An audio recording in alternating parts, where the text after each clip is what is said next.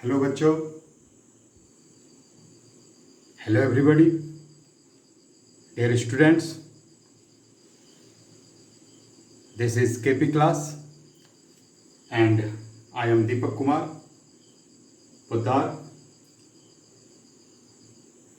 बच्चों, आज मैं आपको क्लास 11 के लिए फिजिक्स कोर्स अर्थात 11वीं कक्षा के भौतिक विज्ञान सब्जेक्ट पढ़ाने के लिए आया हूँ।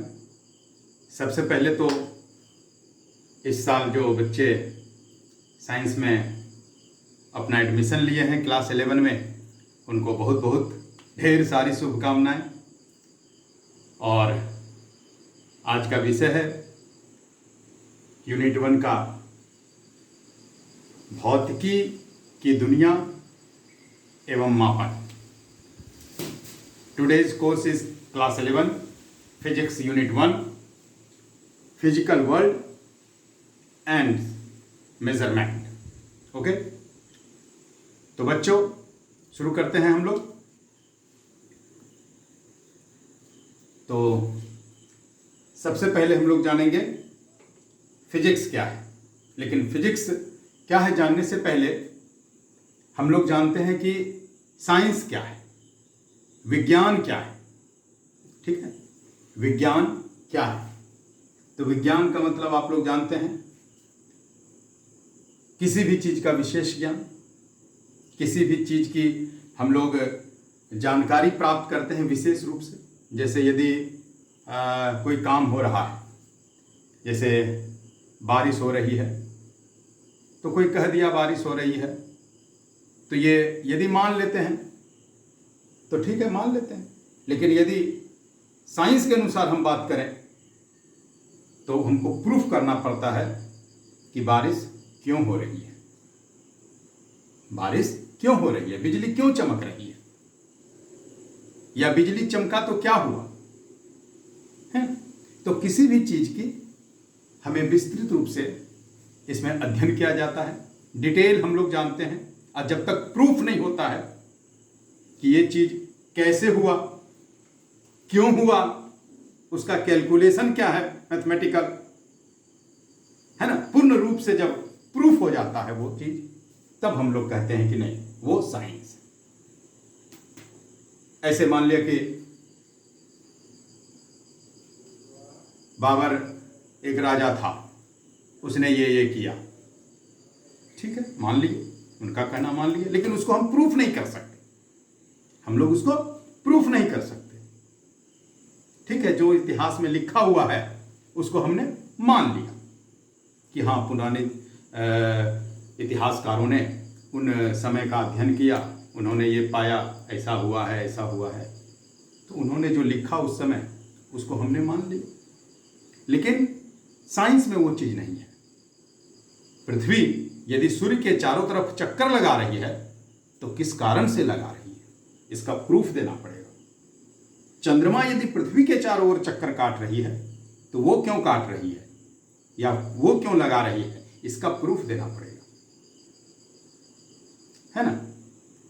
तो इन सभी चीजों का अध्ययन हम लोग साइंस में करते हैं, किसी भी चीज का प्रूफ, है ना। जब तक वो सत्यापित नहीं हो जाता तब तक हम लोग उसको साइंस में नहीं मानते हैं। सिर्फ कह देने मात्र से हम लोग उसको नहीं मानते हैं। साइंस विज्ञान की शाखा को हम लोग, विज्ञान की बहुत सारी शाखाएं होती हैं और उसी में फिजिक्स भी एक शाखा है ना, केमिस्ट्री भी एक शाखा है, बायोलॉजी भी एक शाखा है, ब्रांचेज है ना, साइंस की बहुत सारी ब्रांचेज। तो मेन आप लोग को 3 ब्रांच जो हमने बताए, और भी बहुत सारी ब्रांचें हैं, ठीक है, बहुत सारी ब्रांचें हैं, लेकिन हम लोग ब्रांचेज हैं, बट हम लोग आज जो अध्ययन करेंगे वो फिजिक्स की करेंगे। तो साइंस की जो ब्रांचेज हैं, यानी कि विज्ञान की जो शाखाएं हैं, वो आपके लिविंग थिंग और नॉन लिविंग थिंग, सजीव जगत और निर्जीव जगत की शाखाएं हैं। ठीक है, तो सजीव जगत की शाखाएं में कौन कौन आते हैं? सजीव जगत में आते हैं हमारे बायोलॉजी वाले, बायोलॉजी का जो पूरा ब्रांच है एकदम, जूलॉजी, बॉटनी या और सारी, जिसमें कि सजीवों का अध्ययन किया जाता है ना, जिसमें लाइफ है, पेड़ पौधे हुए, जीव जंतु हुए, उस साइंस को हम लोग बायोलॉजी में अध्ययन करते हैं। और निर्जीव साइंस, नॉन लिविंग का जहाँ पर अध्ययन होता है ना, परमाणुओं का, एटम्स का, उसके ऊर्जाओं का, उसके एनर्जी का, पदार्थों का, है ना, मैटर, पदार्थों का, ये सब जहाँ पर अध्ययन किया जाता है वो निर्जीव विज्ञान हुआ। तो निर्जीव विज्ञान को कहने का मतलब कि नॉन लिविंग साइंस को दो पार्ट में बांटा गया, एक फिजिक्स और एक केमिस्ट्री। तो केमिस्ट्री का भी अपना अलग ब्रांच, फिजिक्स का भी अलग ब्रांच है। वैसे सबका सबसे रिलेशन है, फिजिक्स का रिलेशन तो सबसे है ना, फिजिक्स का रिलेशन सबसे है। फिजिक्स, साइंस, साइंस का पार्ट हम लोग फिजिक्स पर आज चर्चा करेंगे। फिजिक्स का रिलेशन सबसे है, बिना फिजिक्स का जीवन संभव नहीं है ना, बिना फिजिक्स का जीवन संभव नहीं है। ऐसा नहीं है कि ये हमारी मेरा सब्जेक्ट है इसलिए मैं कह रहा हूँ फिजिक्स है। केमिस्ट्री का भी अपने जगह पर बहुत बड़ा महत्व है और उसका अपना योगदान है। बायोलॉजी का भी पूरा योगदान है, बायोलॉजी, मेडिकल साइंस का पूरा बायोलॉजी पर, बट फिजिक्स सबके साथ रिलेटेड है, साइंस ही है। फिजिक्स, केमिस्ट्री, बॉटनी, जूलॉजी का पार्ट बायोलॉजी हो गया। एक मैथमेटिक्स का नाम, या मैथमेटिक्स के बच्चे हैं जो कि फिजिक्स, केमिस्ट्री, मैथ लेते हैं, और कोई फिजिक्स, केमिस्ट्री, बायो लेते हैं। तो मैथ जो है वो टूल्स है ना, जिसका हम लोग क्या करते हैं, उनका उपयोग करके, चाहे वो फिजिक्स का हो या केमिस्ट्री का हो, उनका अध्ययन किया जाता है। बायोलॉजी में भी थोड़ा बहुत यूज होता है, थोड़ा बहुत नहीं, मैंने कम यूज होता है, बट फिजिक्स और केमिस्ट्री में, और भी अन्य साइंस में, फिजिक्स और केमिस्ट्री में ज़्यादातर, फिजिक्स और मैथ तो एक तरह से रिलेशन है अपना, वो भाई हैं दोनों, है ना। फिजिक्स के बिना मैथ नहीं, मैथ के बिना फिजिक्स नहीं, ऐसा है ये दोनों में रिलेशन, ठीक है। और भी साइंस में मैथ का यूज होता है। तो मैथ टूल्स हैं जिनके बिना चल नहीं सकते, ठीक है ना। बट आज चूंकि हम लोग का फिजिक्स पढ़ना है हम लोगों को, तो फिजिक्स के बारे में थोड़ी चर्चा करते हैं हम लोग, ठीक है। तो फिजिक्स है क्या? सबसे पहले जब फिजिक्स पढ़ रहे हैं, है ना, ऐसा पढ़ें कि मजा लग जाए कि फिजिक्स ना, हाँ फिजिक्स पढ़े हम लोग, और फिजिक्स से क्या कहते हैं, मुझे प्यार आ जाए, फिजिक्स से हमें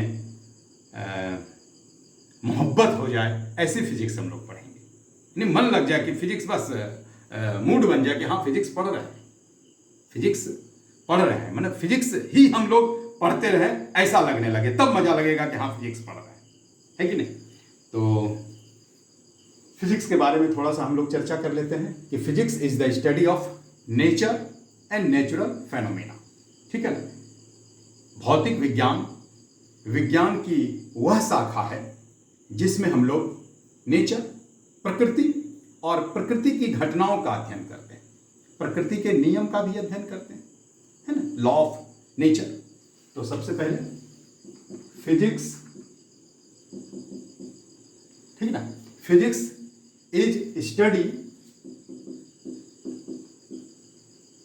of nature and natural phenomena, ठीक है, फेनोमेना, ठीक है जी, क्लियर है। यानी कि भौतिकी विज्ञान की वह शाखा है जिसमें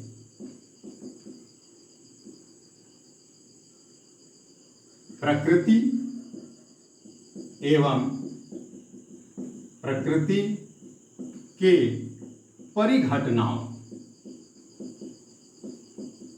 का अध्ययन, ठीक है, किया जाता है। क्लियर है। फिजिक्स को हम लोग पदार्थ विज्ञान भी कहते हैं जी, पदार्थ विज्ञान, ये भी याद रखिएगा। फिजिक्स को हम लोग पदार्थ विज्ञान भी कहते हैं, यानी कि इसमें पदार्थों का भी अध्ययन होता है, पदार्थों का और उसके ऊर्जाओं का अध्ययन होता है। फिजिक्स में पदार्थों का और उसके ऊर्जाओं का अध्ययन होता है। तो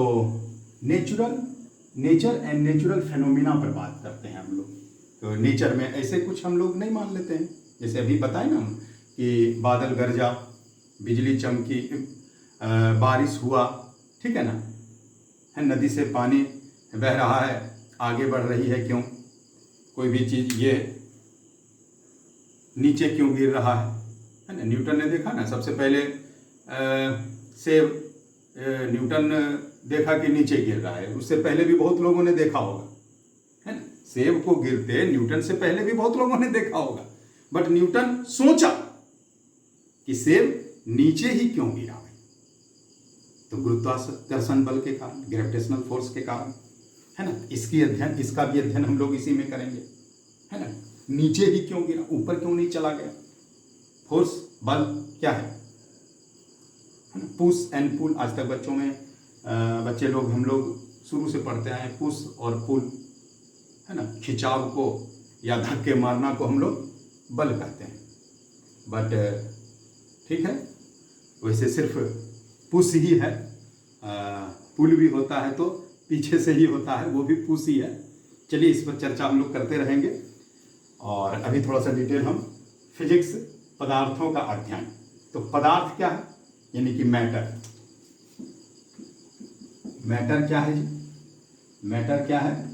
ठीक है, मैटर है जो स्पेस को ऑक्यूपाई करे और जिसमें कुछ ना कुछ मास हो, यानी कि पदार्थ उसे कहते हैं जिसमें कुछ द्रव्यमान हो और वो स्थान को घेरे ऑक्यूपाई करे, है ना। तो पदार्थ की अवस्था भी आप लोगों ने पढ़ी होगी, 3 अवस्थाएं, सॉलिड, लिक्विड, गैस, वैसे होती हैं 5 अवस्थाएं। तो अभी हम लोग 3 अवस्था में जानते हैं, है ना, बाद में आप लोग सीखिएगा, आयनाइज्ड भी, बोस, आइंस्टीन। तो कहने का मतलब वो बाद की बात है, हम लोग सीखेंगे उसके आगे। अभी ज़्यादा बर्डन नहीं देते हुए, चूँकि नए आप लोग 11 में आए हैं और इस साल से आप लोग जान लीजिए कि आप लोग का एग्ज़ाम जो है सेमेस्टर वाइज 6 महीने में होगा। तो सिलेबस पर भी हम लोग चर्चा करेंगे कि फर्स्ट सेमेस्टर में क्या है और सेकेंड सेमेस्टर में क्या है, ये सब पर भी हम लोग चर्चा करेंगे। तो सबसे पहले पदार्थों का अध्ययन, है ना, मैटर का अध्ययन और उसके एनर्जी, ऊर्जाओं का अध्ययन, एनर्जी, ऊर्जा, ठीक ना, इसका भी अध्ययन हम लोग करते हैं। सिर्फ पदार्थों का नहीं, उनके ऊर्जाओं का अध्ययन, है ना, प्रकृति के नियमों का अध्ययन। यहां पर एक और चीज लिख दीजिए, लॉ ऑफ नेचर, प्रकृति के नियम का अध्ययन, है ना। सन के चारों ओर पृथ्वी घूम रही है, पृथ्वी के चारों ओर चंद्रमा, है ना।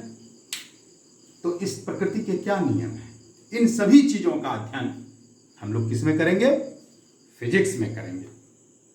तो सबसे सबको समझ में आ गया होगा कि फिजिक्स क्या है। फिजिक्स एक नेचुरल साइंस है ना, नाम से ही पता चलता है, फिजिक्स एक नेचुरल साइंस, क्या, नेचर का विज्ञान है, प्रकृति का विज्ञान है, ठीक है ना। तो प्रकृति में बहुत सारी घटनाएं घटती हैं और उसमें हम लोग पदार्थ और उसके ऊर्जा, ठीक है ना। तो पदार्थ से ऊर्जा उत्पन्न होता है, ये आप लोग जानते हैं, पदार्थ से ऊर्जा उत्पन्न होता है। तो विभिन्न पदार्थ से विभिन्न ऊर्जा, और ऊर्जा का आप लोग जानते होंगे, एनर्जी का सिर्फ क्या किया जाता है? कन्वर्ट किया जाता है। ऊर्जा न तो उत्पन्न होती है और न तो डिस्ट्रॉय, मतलब नाश होती है। न तो ऊर्जा का नाश किया जा सकता है और न तो उसको उत्पन्न किया जा सकता है, न डिस्ट्रॉय किया जा सकता है उसको, और न तो क्रिएशन किया जा सकता है उसका। जितना ऊर्जा है आपके पास वही है, इन्वायरमेंट में जितना ऊर्जा है, जितना एनर्जी है वही है, सिर्फ उसका रूप चेंज कर दिया जाए।